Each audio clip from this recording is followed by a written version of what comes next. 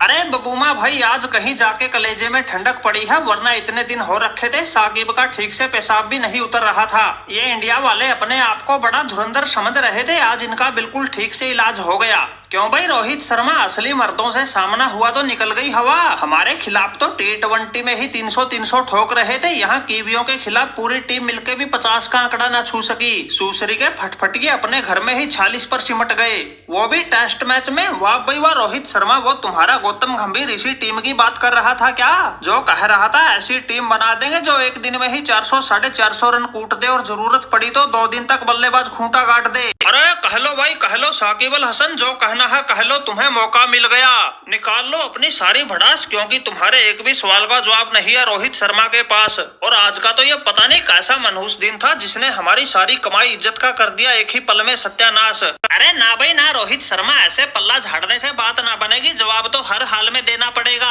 अपने पड़ोसियों का तो तुम बिल्कुल बक्कल उतार के रख देते हो, दूसरों के सामने कोने में लगकर झुक जाते हो। हमारे खिलाफ तो तुम्हारे सभी बल्लेबाज बड़े तुर्रमखा बन रहे थे, टेस्ट मैच के 30-32 ओवर में ही 280-90 रन ठोक दिए थे। और यहाँ न्यूजीलैंड के सामने तुम्हारे सभी तुर्रमखा की फटके हाथ में आ गई। 31 ओवर खेलने के बाद भी पूरी टीम सिर्फ 46 रन पर ही सिमट गई। बबूमा भाई, ऐसे मुंह लटकाने से बात नहीं बनेगी, पूछो इस रोहित शर्मा से, क्या ये अपने गरीब पड़ोसियों का ही बैंड बजाना जानते हैं या सेना देशों की टीमों से भी आंख मिलाने की हिम्मत रखते हैं। हम जैसों के तो ऐसे टांके तोड़ दिए थे, संन्यास लेने पर ही मजबूर कर दिए थे, और इन कीवियों के सामने ऐसे घुटने टेक रखे हैं, चाहे कोई कितना ही ठोक दो मुंह से उफ तक ना कर रहे।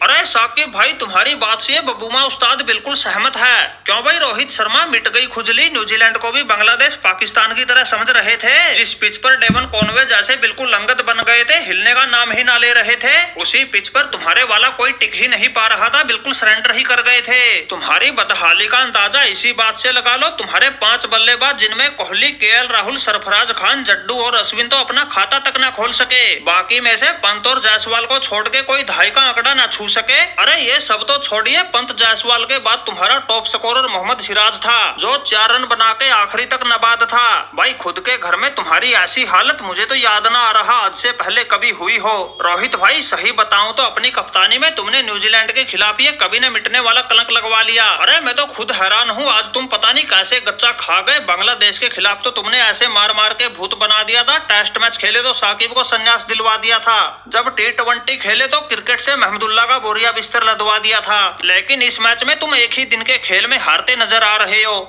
अरे बबूमा भाई क्या बताऊं, मेरा तो वो टॉस जीत के पहले बल्लेबाजी करने का निर्णय ही भारी पड़ गया। वैसे सही बताऊं तो मैं तो टॉस जीत के पहले गेंदबाजी करना ही चाह रहा था, लेकिन हमारे कोच साहब गौतम गंभीर बोले भाई टीम ऐसी बनानी है जो सभी परिस्थितियों में लड़ सके, जो ऑस्ट्रेलिया इंग्लैंड जैसों के घर में जाकर भी उन पे भारी पड़ सके। इसलिए भाई पहले बल्लेबाजी का फैसला लेके हमसे ये गलत फार्म भरा गया, वरना हम तो पिछले साल के वनडे वर्ल्ड कप के फाइनल में कंगारुओं के खिलाफ मजबूरी में पहले बल्लेबाजी करके आज तक पछता रहे थे, और आज वो जानबूझ के की गई गलती ही हम पर भारी पड़ गई। बबूमा भाई ये तो बारिश का मौसम था, शुरुआती ओवरों में गेंद ऐसी फंसती जा रही थी, पूरा जोर लगाने के बाद भी बल्ले पर नहीं आ रही थी, और उसी का फायदा उठा के ये न्यूजीलैंड की टीम हमारे एक के बाद एक सभी सूरमा को निपटा रही थी। अरे ये तो हमने खुद के पांव पर जानबूझकर कुल्हाड़ी मारी तो हमारी ऐसी हालत हुई, वरना न्यूजीलैंड वालों की इतनी औकात नहीं थी इंडिया में आके इंडिया पर भारी पड़ जाए। अरे वाह भाई वाह रोहित शर्मा, ये तो वही बात हो गई, रस्सी जल गई लेकिन बंट नहीं गया।